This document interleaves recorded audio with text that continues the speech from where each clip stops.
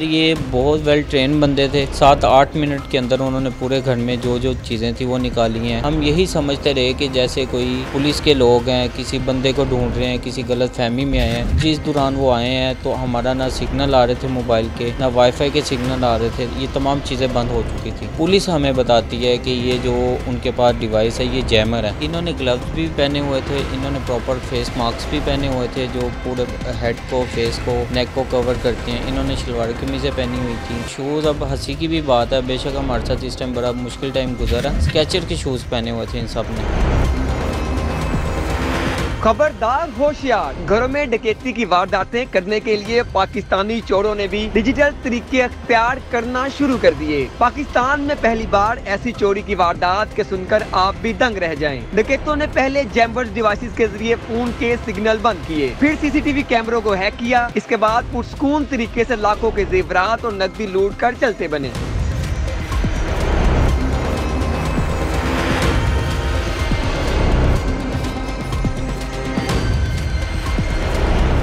नाज़रीन, लाहौर में एक ऐसी वारदात हुई है जिसने पुलिस को और सिक्योरिटी इदारों को चौंका के रख दिया है, क्योंकि इस वारदात में जो डाकू थे उन्होंने जैमर्स इस्तेमाल किए हैं मोबाइल फ़ोन को डिस्कनेक्ट करने के लिए, सीसीटीवी फुटेज को, कैमरों को जैम करने के लिए। तो ये पाकिस्तान की तारीख में अपनी नौइयत की पहली वारदात है जिसमें डाकुओं की तरफ से लेटेस्ट टेक्नोलॉजी का इस्तेमाल किया गया है। जो मुतासरा है फैमिली, उनके जो मेंबर्स हैं, मुबशर साहब हमारे साथ मौजूद हैं, इनसे हम जानेंगे भी उस गिरोह के बारे में भी जानेंगे जिसको पुलिस जो है वो गिरफ़्तार करने की बड़ी कोशिश कर रही है लेकिन अभी तक उनके हाथ में नहीं आई। मुबशर साहब, बहुत शुक्रिया आपके वक्त का। अफसोस भी है आपके साथ ये जो है वो इंसिडेंट हुआ। ये बताइएगा कि ये वाक़या हुआ क्या, बेसिकली कहाँ से स्टार्ट हुआ, किस तरह से वो लोग घर में दाखिल आए? सर, ये तकरीबन रात 12 बजे का टाइम था। भाई जो हैं वो बाहर से आए हैं। जैसे ही भाई आए हैं उन्होंने गाड़ी का हॉर्न बजाया। बच्चे ने जाके दरवाज़ा खोला गैराज का। तो जैसी गाड़ी घर के अंदर एंटर हुई है तो वो साथ ही 5 लोग घर के अंदर एंटर हो गए। खैर उनके साथ भी थोड़ी सी उनकी हाथापाई हुई। वो उन्होंने उनको पकड़ा, भाई को पकड़ा, भाई के दोस्त को, मुलाजिम को पकड़ा और वो उनको अंदर ले आए। अंदर लाने के बाद जैसे ही एक रूटीन में, घर की एक रूटीन होती है, लेडीज़ किचन में थी, हम अंदर बैठे हुए थे। तो सबसे पहले उन्होंने किचन में से लेडीज़ को सबको पकड़ा, इकट्ठा किया, सबको टीवी लॉन्च में लाए।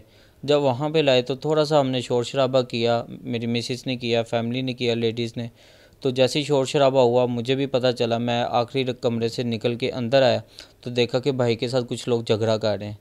लेकिन जैसे ही उन्होंने मतलब उनको कहा कि अगर आप हमारे साथ लड़ाई करेंगे, झगड़ा करेंगे तो हम आप लोगों को मार देंगे। तो हमने भाई को पकड़ा, खुद भी हम सारे एक जगह पे सहम के बैठ गए। उन्होंने हमें बैठा दिया। उसके बाद वो एक बंदा निगरानी करने लग गया। 2 बंदे जो थे वो क्रॉस में खड़े हो गए जिनके पास क्लैशनकोफ़ें थी। बाकी जो 2 बंदे थे वो हमारी ऊपर वाली मंजिल पे गए हैं, वहाँ पे सारी सर्चिंग करने लग गए। हम यही समझते रहे कि जैसे कोई पुलिस के लोग हैं, किसी बंदे को ढूंढ रहे हैं, किसी गलत फहमी में आए हैं। उसकी वजह ये थी, पुलिस के लोगों को समझने का मतलब ये था कि उनके हाथ में वायरलेस सेट थे। अच्छा, उनके पास जैमर थे, वो हमें नहीं पता था वो जैमर है क्या है, वो डिवाइसेस थी। तो हम उन्होंने प्रॉपर मास्क पहने हुए थे, शलवार कमीज़ें पहनी हुई थी। तो हमें यही लगा कि किसी बंदे को ढूंढ रहे हैं। हमने कहा ठीक है, आप अपने मतलब जो काम करना चाहते हैं करें, हम आपके मुदाखलत नहीं करेंगे। तो 5-7 मिनट के दौरान ये सारा मामला चलता रहा। जब वो लास्ट टाइम हमारे जिसमें हमें उन्होंने बैठाया हुआ था, यरगमाल बनाया हुआ था, वहाँ पे वो आते हैं और आके पूछते हैं कि चीज़ें कहाँ कहाँ पड़ी हैं। तो हम उनको बताते हैं कि सिर्फ अलमारी में है। तो अलमारी खोलते हैं, ड्रॉ लॉक हुए होते हैं, उसकी चाबी मांगते हैं, हम चाबी देते हैं। तो वो सारी चीज़ें लूटते हैं। लूटने के बाद दरवाज़ा बंद करते हैं। दरवाज़ा बंद करने के बाद कहते हैं कि जी अगर आप हमारा पीछा करते हैं तो हम आपको मार देंगे। रही बात जहाँ तक मोबाइल की या पुलिस से रब्ता करने की, जिस दौरान वो आए हैं तो हमारा ना सिग्नल आ रहे थे मोबाइल के, ना वाईफाई के सिग्नल आ रहे थे। ये तमाम चीज़ें बंद हो चुकी थी। उसके बाद विदिन 2-3 मिनट्स के बाद हम बाहर निकलते हैं, 15 पे कॉल करते हैं। पुलिस फौरी तौर पे रिस्पॉन्ड करती है। पुलिस के अफसरान, CIA के अफसरान, तमाम पुलिस यहाँ पे आती है। वो अपनी कार्रवाई का आगाज़ कर देती है और पुलिस हमें बताती है कि ये जो उनके पास डिवाइस है ये जैमर है। और इस तरह की तमाम मालूमात फिर हमें पुलिस और DHA वालों से मिलती हैं, जिसमें DHA वाले बताते हैं कि इन्होंने एक पहले भी वारदात की जेड ब्लॉक में जब ये वारदात कर रहे थे DHA की सिक्योरिटी वहाँ पे पहुँच जाती है। तो DHA की भी सिक्योरिटी को यरगमाल बना के उनके वेपन छीन के अपने जो जैमर थे वहाँ पहन के चले जाते हैं। अच्छा मुबशर भाई, ये कितना टाइम जो है वो घर में रहे और फैमिली से या आपसे किसी किस्म की कोई बातचीत हुई इनसे? सर ये बहुत वेल ट्रेन बंदे थे। 7-8 मिनट के अंदर उन्होंने पूरे घर में जो जो चीज़ें थी वो निकाली हैं। कोई टाइम वेस्ट नहीं उन्होंने किया और बिल्कुल किसी से उन्होंने आपस में एक दूसरे से बात नहीं की। जैसे ही उनके वायरलेस सेट पे कोई आवाज़ आती थी वो बंदा रूम से बैठ जाता था, उससे बात करता था, वापस रूम में आ जाता था। इस दौरान जो बाकी 2 लोग थे वो हमारे गेट पे, कमरे के दरवाजे पे खड़े रहे और हमारे निगरानी करते रहे। और ये सारा कुछ 7-8 मिनट में किया और वो आराम से गाड़ी में बैठे हैं और वो निकल चुके थे। तो कोई इस दौरान आपसे, जैसे आपने कहा कि भाई ने थोड़ी सी रेजिस्टेंस की कोशिश की, कोई फैमिली के साथ आर्गूमेंट हुआ हो उनका? सर जिस तरह रवायती डाकू होते हैं, आते हैं मारपीट शुरू कर देते हैं, गाली गलौज करते हैं या औरत पे तशद्दुद करते हैं, इस तरह का बिल्कुल उन्होंने कुछ नहीं किया। वो आए हैं, उन्होंने हमें पकड़ा, यरगमाल बनाया और कहा सिर्फ आप खामोशी से बैठे रहे। हम खामोशी से बैठ के उन्होंने जो भी चीज़ें लेनी थी ली, उसके बाद वो चले गए।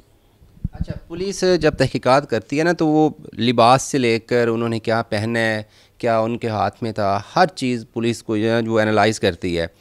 तो जैसे इनके पास डिवाइस थे, ये डिफरेंस ग्रो है, वायरलेस ये इस्तेमाल करते हैं, जैसे तासुर ये जाता है किसी सिक्योरिटी अदारे के लोग हैं। तो इन्होंने और पहना क्या हुआ था, किस तरह के मास्क थे, ग्लव्स पहने हुए थे? जी, इन्होंने ग्लव्स भी पहने हुए थे, इन्होंने प्रॉपर फेस मास्क भी पहने हुए थे जो पूरे हेड को, फेस को, नेक को कवर करते हैं। इन्होंने शलवार कमीज़ें पहनी हुई थी, शूज़ पहने हुए थे और इन्होंने प्रॉपर अपनी वो जो एक तैयारी के साथ आए हुए थे वो उन्होंने सारी। शूज़ कौन से पहने हुए थे? सर इन्होंने शूज़, अब हंसी की भी बात है, बेशक हमारे साथ इस टाइम बड़ा मुश्किल टाइम गुजरा, स्केचर के शूज़ पहने हुए थे इन सब ने और शूज़ पहने हैं प्रॉपर। इन्होंने वो हाथ पे ग्लव्स पहने हैं, मास्क पहने हुए हैं, शलवार कमीज़ें पहनी हुई हैं और बड़ी अच्छे लहजे में वो बात कर रहे हैं। जब मैंने उनको कहा कि आप रूम में ना आएँ, हमारी फैमिली है, बच्चे हैं, परेशान हो रही हैं औरतें, इधर ना आएँ, आप जो लेना ले जाएं। तो हमें कहते हैं कि ये हमारी बहन है, ये हमारी वालदा है, हम मजबूर हैं, हमारी वालदा बीमार, हम क्या करें। तो उर्दू में वो इस तरह पठानों वाला जो लैंग्वेज है वो यूज़ कर रहे थे और वो बड़े इखलाकी तौर पे भी अच्छे लग रहे थे। इसी तरह हमारे एक फ़ैमिली मेम्बर की उस दौरान तबीयत ख़राब होने लगी तो हमें उन्होंने खुद कहा कि आप इनको पानी पिलाएं और बच्चों परेशान ना हो। वो इस तरह की बातें भी करते हैं, सब कुछ लूट के ले गए। आपको क्या लगता है कि ये जो, जैसे आपने कहा कि वो खुश अखलाक बनने की कोशिश कर रहे थे, ये इसलिए तो नहीं कर रहे थे ताकि अगर कोई फैमिली मेम्बर पैनिक होता है तो उनके लिए मसला बनेगा?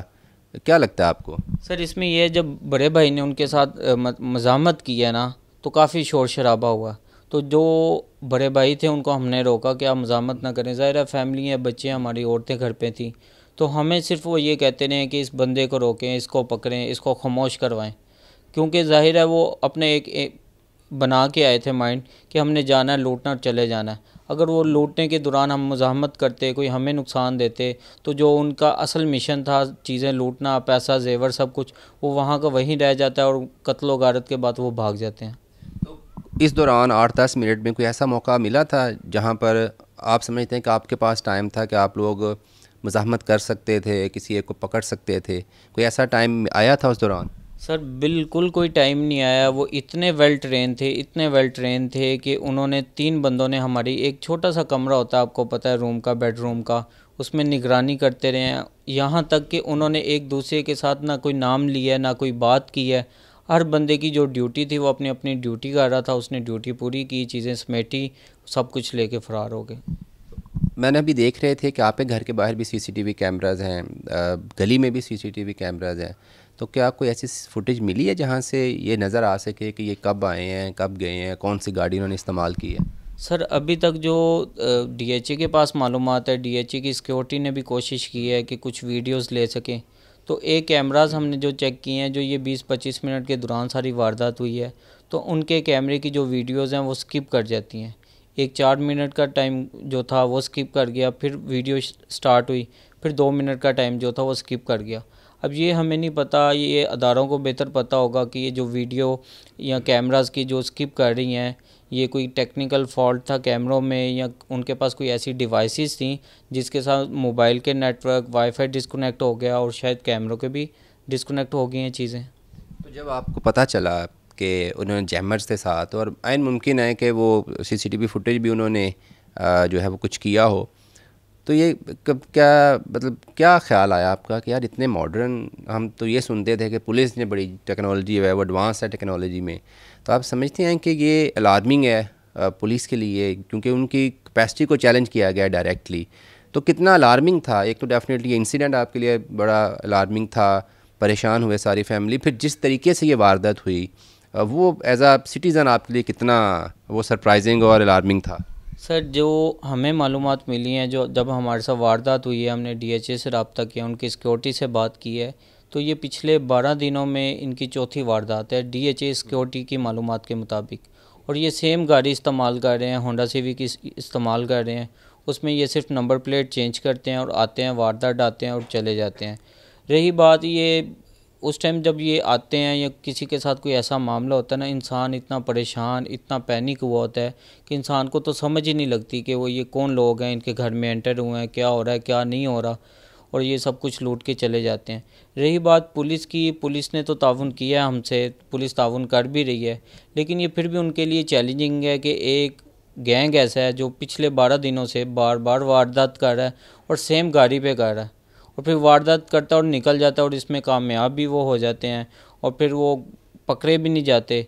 तो ये तो एक सवालिया निशान है अदारों पे कि अदारों को चाहिए कि अगर इस तरह का डीएचए का पॉश एरिया जहाँ पे सारे वाइट कॉलर लोग रहते हैं, बड़े लोग रहते हैं, अफसरान रहते हैं, तो यहाँ पे भी हम महफूज नहीं है, यहाँ पे भी हमारे साथ ये जुल्म ज़्यादती हो रही है, तो फिर हम पाकिस्तान में मेरा नहीं ख्याल कि कहीं भी रह सकते हैं। हमें यहाँ से सब कुछ चीज़ें बेच के मूव ऑन होना चाहिए, हमें यहाँ से पाकिस्तान से चले जाना चाहिए। मुबशर भाई, डेफिनेटली आप पुलिस के साथ आप राब्ते में हैं, पुलिस के लिए कितना सरप्राइजिंग था कि यार वो जैमर इस्तेमाल करते हैं, सीसीटीवी फुटेज उनकी इन आउट की नहीं मिलती, तो पुलिस इसको किस तरह से देखती है? सर, पुलिस के पास उनकी पहले ही इंफॉर्मेशन है सारी उनकी वारदात की, जो उन्होंने जेड ब्लॉक में की, डीएचए में, ये ए ब्लॉक में की, तो पुलिस के पास तमाम उनकी मालूमात हैं, उनका डाटा है। और मेरे ख्याल से ये है कि पुलिस भी अपनी पूरी कोशिश कर रही है और ये सारे मामलात हो रहे हैं, तो इसको अब रोकना पुलिस का काम है, अदारों का काम है, हमें तहफ़्फ़ुज़ भी पुलिस ने देना है।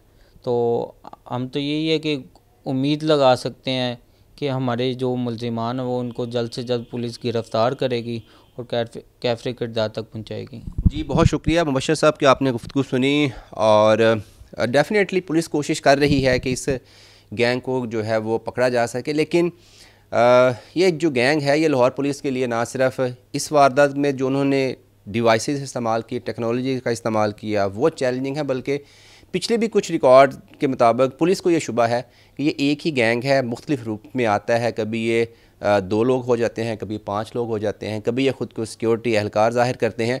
और पुलिस को ये भी शुबा है कि जो डिवाइसेस उन्होंने इस्तेमाल की हैं इंटरनेट और सर्विस को सस्पेंड करने के लिए, मोबाइल सिग्नल्स को जैम करने के लिए, ये अफ़गानिस्तान से स्मगल की जा सकती हैं, क्योंकि ऐसी कोई टेक्नोलॉजी मार्केट में मौजूद नहीं है जो कि प्राइवेट लोग जो हैं वो ले सकें, ख़रीद सकें और उसको फिर इस तरह से इस्तेमाल कर सकें।